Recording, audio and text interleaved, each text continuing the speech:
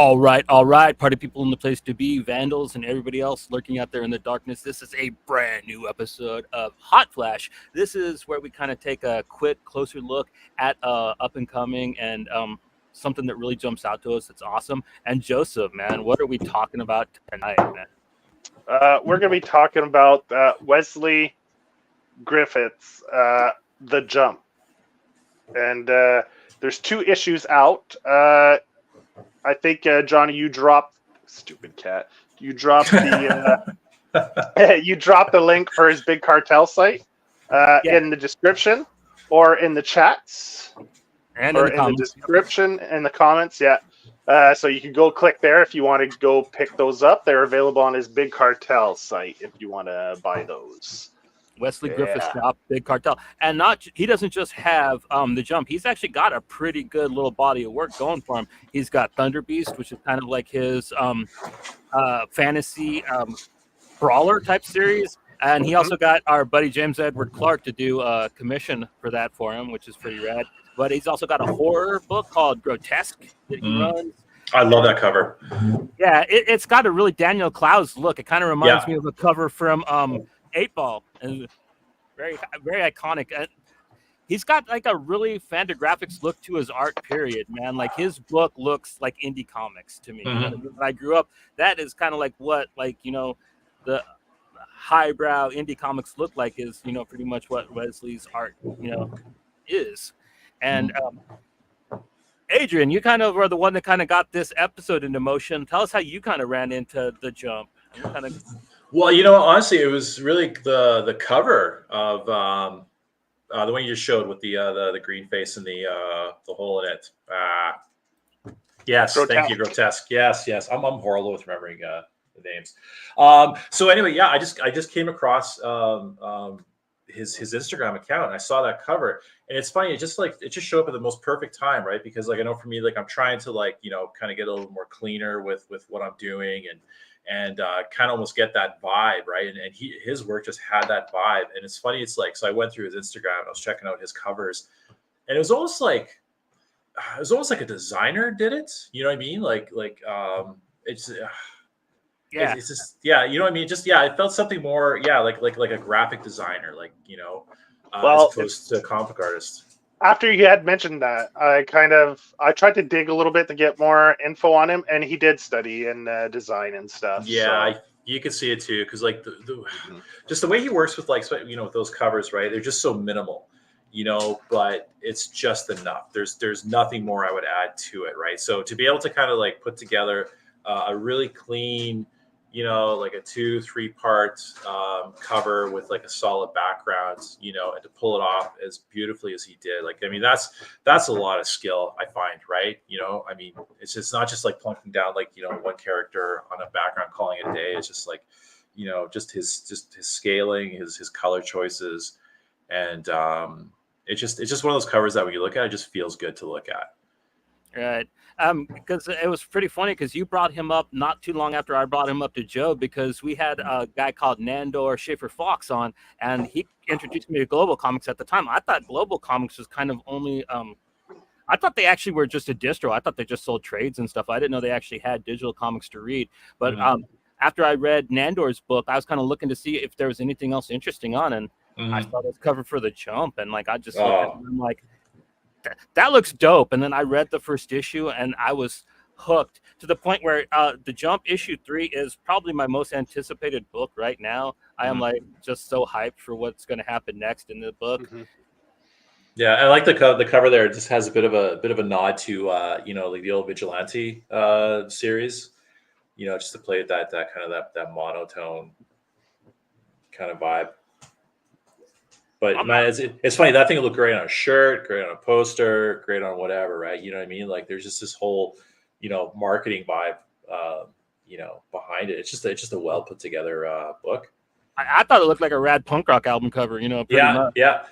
Even the title too. You know, it's just it's really inspiring work. Very inspiring work. Just because, like I said, it feels like an indie book, but it feels like, because like I got a bit of a design background as well. I just, and have that element as well, and it's just really inspiring. It's effortless work. That's what I call stuff like that. Just effortless. I know it takes some effort to do that work, but yeah, you just really you really appreciate. I get what you mean. He makes it look easy. He makes his shapes look simple and everything, but like to draw like him, it's actually pretty difficult. No, and the nice thing too, the really cool thing about his artwork is that it's like I always call stuff like this attainable art, where it inspires like someone like me who just self-taught or whatever. I would look at something like that and I would try to draw that. You know what I mean? And it would just inspire me enough to know that I could do something like this, right? Like, it doesn't have to be corporate illustration, right, that you would see like in the big two and that. But one thing I noticed about his art is like you say, attainable art, and people, like you say, like his style, you'd think, oh, it's simple, or like Johnny was saying, it seems like simple forms are cartoony, but what I think a lot of art lacks is movement, motion, like within the panel. And he has a way of like the way the guy turns, the way his neck is jerked, or the posture.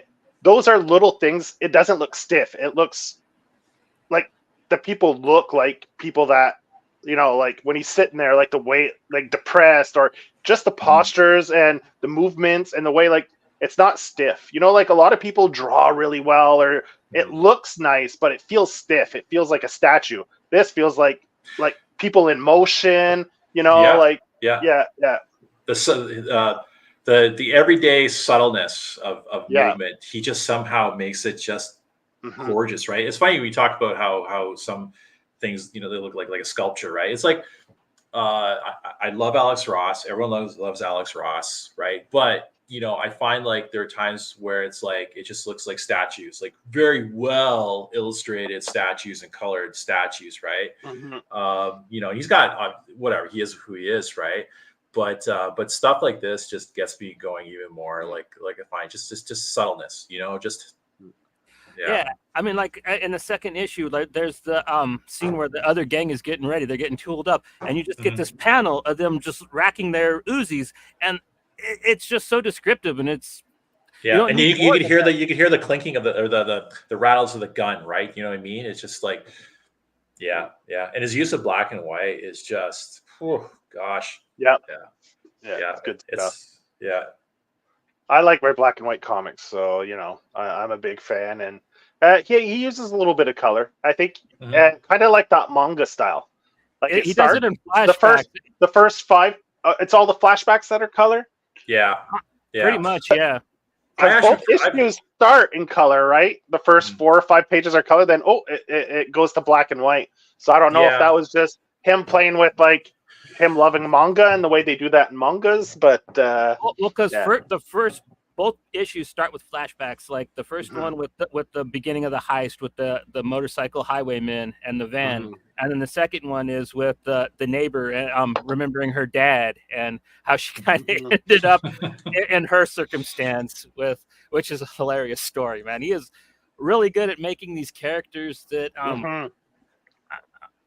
there's so much to him, and you're only introduced to him for a few panels. Like even the 2 girls just talking shit outside of the apartment complex, which I think they're going to return. I think they're probably going to be more in the story, but you already know him very well. Who I really hope returns is the lady who beats her dog, and I really hope she gets that in one of the guns. Catches the stray bullet. even the neighbor that her and her husband heard him through the walls, right? Jan and Alex. Man, there was something really attractive about her. I don't know. It's just, it's just like, just how he Well, she's a masseuse, right? If I'm not mistaken. And that's how she meets her husband, Alex, who was a professional baseball player. Right. So to hook up with a professional athlete, you have to have a little, something.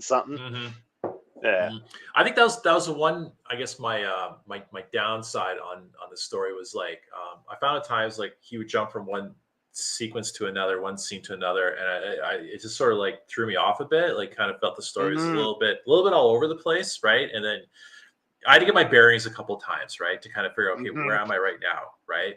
But that's a minor thing. I mean, like, maybe could have just done with a little narration box or something, or But you see, that's the one thing I loved about it.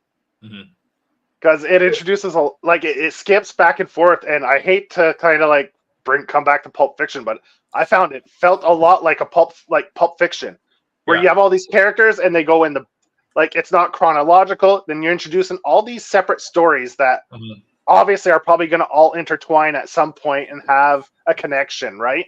So it definitely has that that's the whole time I was reading it, I was like, fuck, man, this feels like it could be like a Tarantino comic, you know? Yeah, I feel the same way as Joe, man, because it starts right off, man. You get the highwayman scene with the van. Then the whole time I was reading this, I actually heard the revving of engines too. And then it kind of slows down a little bit when Frank needs to jump. But as soon as he gets back in the car, man, the revving starts again. And then, damn, you get to the final climax of that first issue. And I was hooked, man. I'm like, God damn, this kid knows how to write a comic that just grabs you. I was not expecting anything like this competent from Global Comics, and I found like four projects that are this good, man, on there. So like it is kind of a small treasure trove, man. Like dive in there, like lower your expectations, but like you will find gold in there like this, man. This in my opinion should be published by like Oni or Fantagraphics. It's on that level of good, in my opinion. Yeah, definitely is a bigger audience. Yeah. But yeah, no, it's like I guess like for me, like I said, it's just the couple places the story threw me off, right? But I kind of like how he sort of like trusts the reader to whatever. And I went through it twice last night, both those issues you sent me. Man, it was just like every time you look at it, it's just like something new, right? Just little things, right? Yeah. But I do for the black and whites, like the colored ones, it kind of threw me off a bit again too, is that disjointed kind of vibe to it, right? The flashback and that, but yeah, I find he's just really strong, just black and white. At the red too, the red was pretty cool. Yeah, the first issue he only did black, white, and red, and then in the second issue, like the flashback's almost full color, which I got a little nervous when I started reading the second issue too. But like after the scene with Frank on the hospital roof, it goes back to just typical black and white. I also really liked the scene on the hospital roof. I thought that was colored particularly well. It reinforces his, because you see he's like distraught because his ex is pregnant with her new boyfriend. Well, they don't say if it's his ex. You assume it is when he's taking a shit on the can. He's looking at her post 30 seconds ago.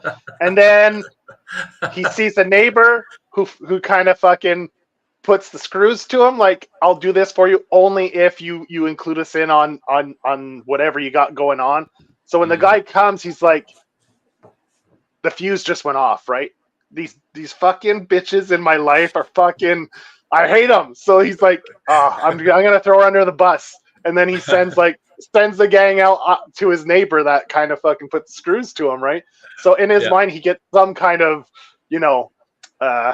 not vengeance, but anyway, vindication a bit. Vindication from these women that are just fucking the torment.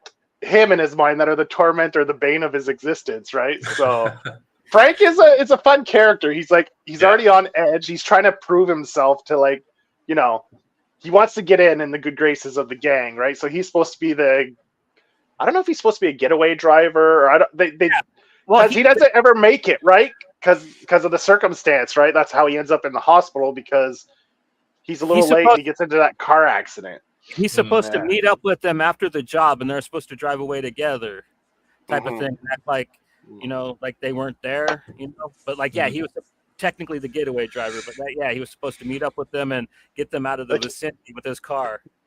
Getaway driver whose car doesn't start. And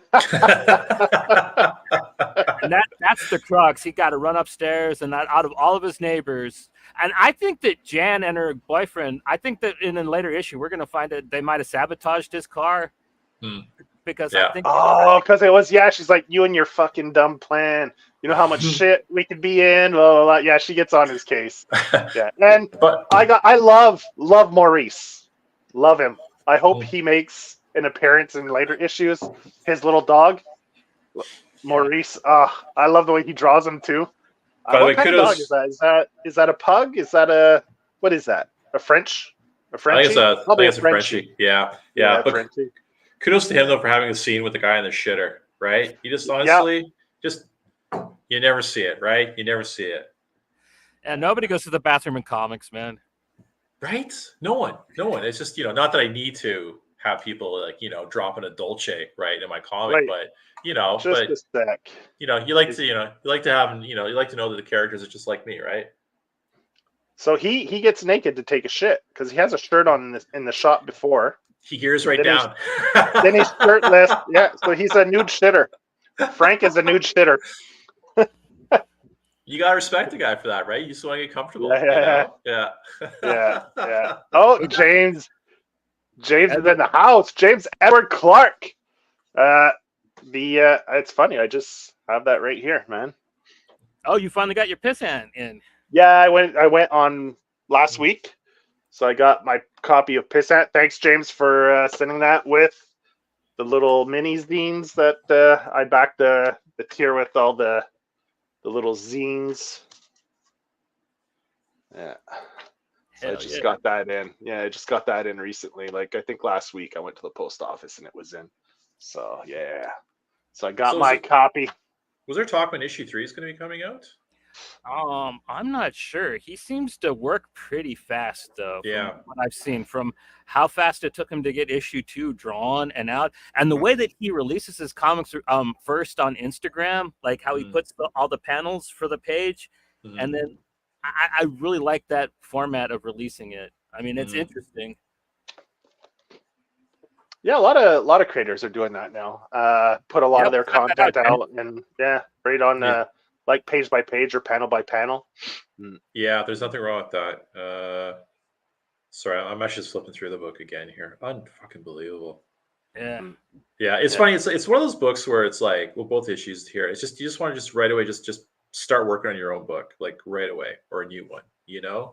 Well, because I keep going back to punk rock, but there's no other way for me to put it. Like for noir comics, what he does to noir comics is like what the Ramones did to rock and roll. He took it, he stripped it down, but he made it fun and dirty again. But like he also made it look like it's easy. Like, dude, you just get yourself a leather jacket and a Moz, right? And you could be a punk rocker too. You know what I mean? But again, it's just like how I'm just going just how simple it all is. It's just a simple, clean, right? And that's like, what it is? It's not that it's simple. It's that it's well executed, which makes it seem like it's simple. You know what it is? He makes the reading experience so easy. It just you're able to just like focus, right? There isn't a lot of shit and that distracts you from the story. And I mean, it's funny. There was a couple of pages where there was like no dialogue, and I thought, my God, he can just go without saying shit in a book, and that's a big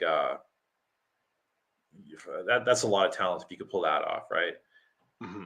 Yeah, just do a silent action issue because, I think the first 5 or 6 pages of the first issue are silent.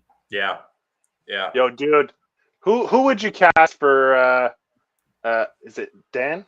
What's his name? Ben.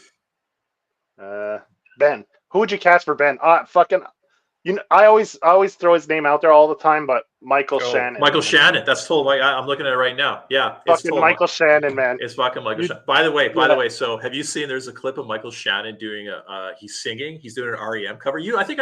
Yeah. You posted that. I saw it from your stories. It was just the oddest thing, but it was just like he was really good, like really good. Yeah, he wasn't bad because he seems so like. He's very even tempered, right? Like he's not super expressive or like But he's the kind of guy that I can see just road rage at the drop of a dime. You know what I mean? That's just You ever see Last Night, the Christmas movie with Seth Rogen, Anthony Mackie, and and he played the drug dealer. Mm-hmm. Yeah, like yeah. Yeah, Michael Shannon. So I mean, I love the cast of characters in this. You got the brothers, right? Are they twins? Or Joey and Dave? I think it is, right? Yeah, and the gang.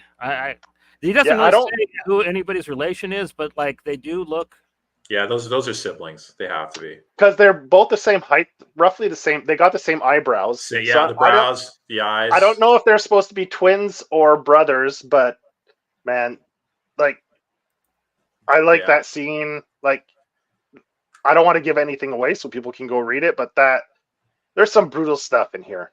Mm-hmm. Yeah, Like some really, really well done, brutal stuff. The facial expressions, like, you know, it's hard boiled, man, like it's supposed yeah, to be. yeah. Actually, one of my favorite panels is the well, again, going back to when he's taking a shit. Just the last panel on that page where you got the roll of toilet paper in the foreground, and his silhouette just walking away. There's just something really, I don't know. Yeah, but I mean, Wesley, I gotta give it to Wesley. This guy, man, he put together a great comic. Like Johnny said, man, issue 3 can't come soon enough. I don't know how far he is into it. We'll have to have him on and have a chat with him. I'd be really curious to hear his guys say. Because also, like you said, he has other stuff like Thunder Beast. If you read that, that's a 3-issue series. Or I don't know if it sells it as one volume now on his Big Cartel. Yeah, I don't remember. It's a graphic novel now. I don't graphic novel. It's 100 pages, and that's like if you like all out brawler, like a brutal brawler. This thing has some pretty brutal fisticuffs in it. You know. Yeah, I would just grab his stuff. I would just grab his books just to like have on display, just a wall display on it. Does he sell posters or anything or prints? No, he's got. He's got prints. I know he's got a couple zine style ash can issues of books that he's done, and I know he's got like I saw some prints, but I don't know if that was from a long time ago when he was on Link, because he had some stuff posted on LinkedIn on some stuff that he was. Because I guess you could do like threads and comments on LinkedIn in the past. That's where I saw a bunch of his stuff. Like he was working on, I don't know if it was some Flash animations and stuff as well. And did you guys read Grotesque? I read the first issue. It's kind of anthology. There's like little short stories that he does in it. So, but it's a lot of fun. It's a little pulpier than but. Yeah, I highly recommend it. If you like his art style, it's kind of fun to see him do, his sci-fi and his horror stuff, which he does quite a bit. And he just seems to like to have a lot of fun in like kind of pulpy storytellings, because he seems to really like this hard-boiled crime stuff, and he seems to really like his fantasy and his sci-fi. And that's all stuff I really appreciate too. So he's a creator after my own heart. In that respect. Dipping into different genres, and he does it well. So and just from the jump, like Johnny's like, oh, you got to read this, and I was like reading a lot of other stuff for the show and stuff, so I didn't really get around to it that quickly. And then Adrian's like, fuck, have you seen this? I was like, yeah, Johnny told me I should read it. And then I was like, fuck it.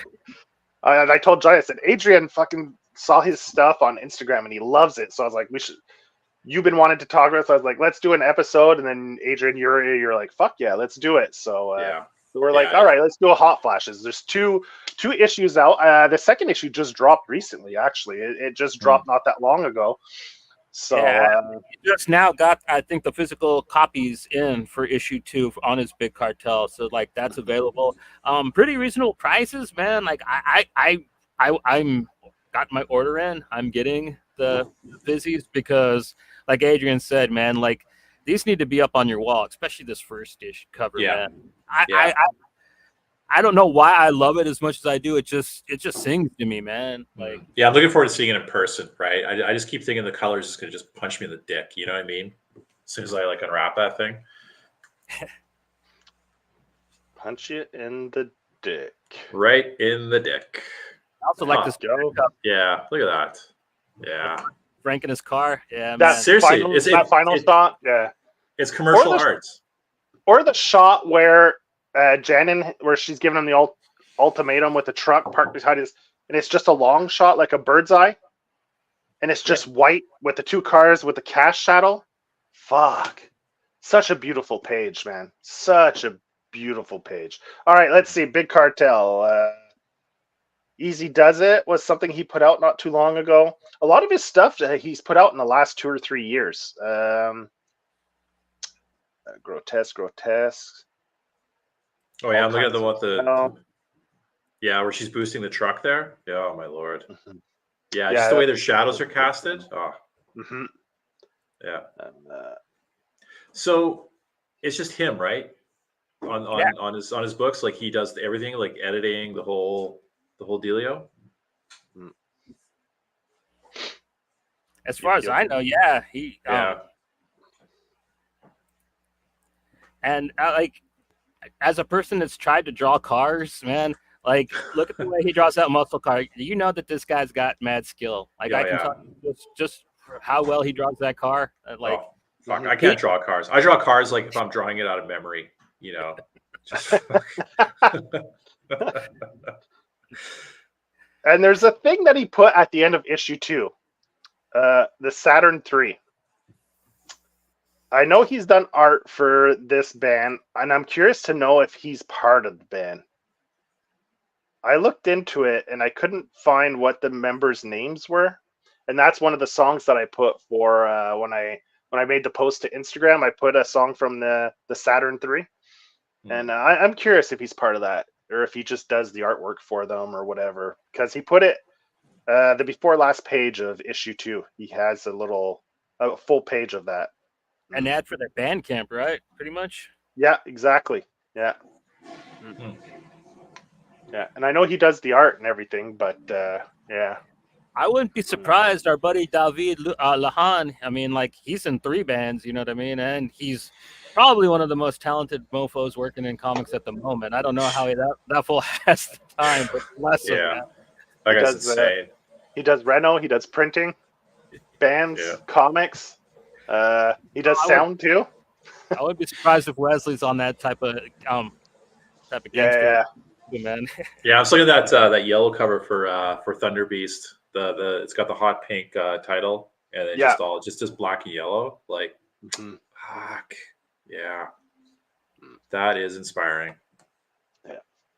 Yeah, good stuff. Like fucking Johnny just nailed two creators right from there from Global Comics, right?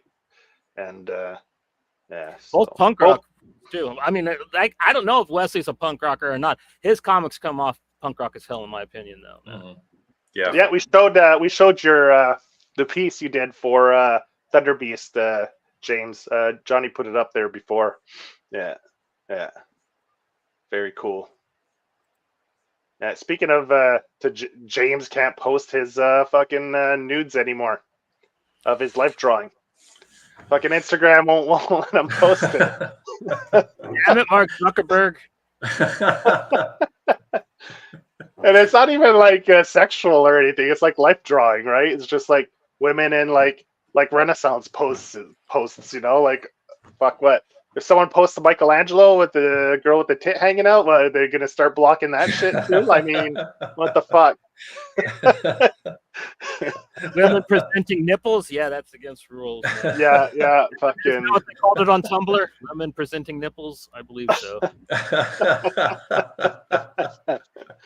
So yeah, man. If Wesley catches this on the replay, if he's watching and just not saying anything, we'd love to have you on. So man, you've been chatting with Johnny on Instagram. So man, if we'd love to have you on and have a chat, talk about your work and what you're doing, maybe what other stuff you're up to. So Yeah, I mean, because we're very impressed with what you've been able to accomplish thus far, and we have great hopes for your future, man. Like the jump rocks, and like we said, issue 3 has us in stitches, man. We can't wait to see what happens. Like, yeah. I don't know. That's too. I'm curious. Like, how many issues is this going to be? Like, roughly.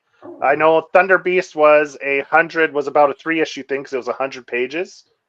A graphic novel. So is this going to be kind of roughly the same thing? Is he looking at 100 pages type story? Wrap it up? I don't know. Like, it'd be really interesting to chat with him and Yeah, it's interesting because I mean I can see him wrapping it up at issue 3, but I can also see him taking it like way longer because, like I said, like there's other characters that he could loop back around to, like the 2 shit talking neighbor girls and the lady that beats her dog and stuff. That I would like some resolution on it. At least the lady that beats her dog, man. Yeah, I Yeah. agree. I agree. Yeah.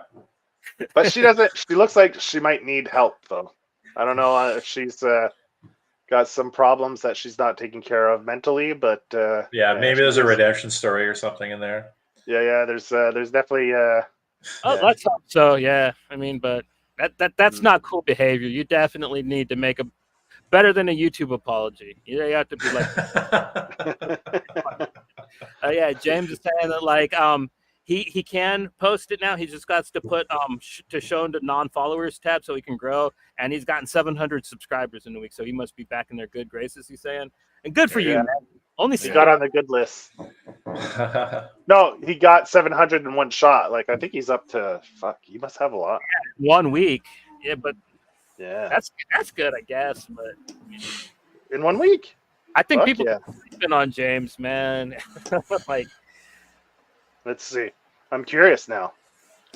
Let's see.